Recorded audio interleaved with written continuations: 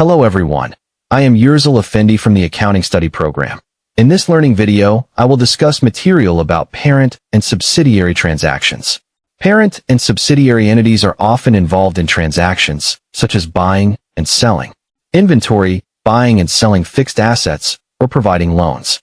Often, subsidiaries produce products that will be further processed by the parent entity and/or vice versa.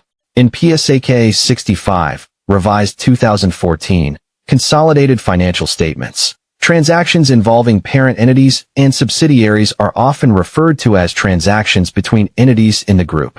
Upstream transactions, or often referred to as downstream transactions, are transactions from parent entities to subsidiaries. The importance of elimination of transactions between parent and subsidiary entities. The parent entity is obliged to prepare financial statements that describe the performance and financial condition of the parent entity and its subsidiaries as a whole. The financial statements in question are consolidated financial statements. PSAK 65, revised 2014, defines consolidated financial statements as the financial statements of a group of businesses in which the assets, liabilities, equity, income, expenses, and cash flows of the parent and subsidiaries are presented as a single economic entity.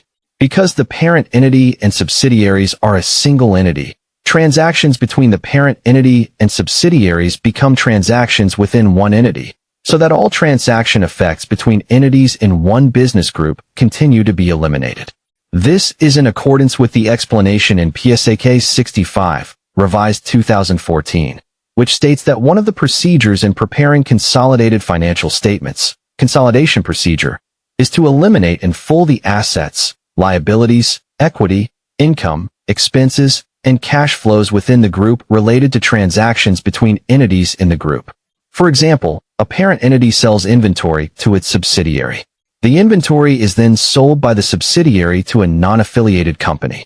From the point of view of the consolidated financial statements, the impact of the sale of inventory by the parent to the subsidiary should be eliminated because the transaction occurs between the parent and the subsidiary, which are one entity.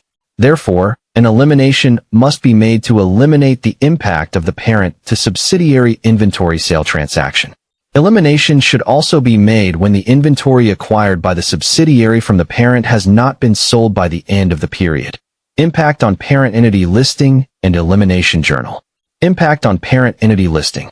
The sale and purchase of inventory between a parent and a subsidiary is an example of an inter-entity transaction within a business group.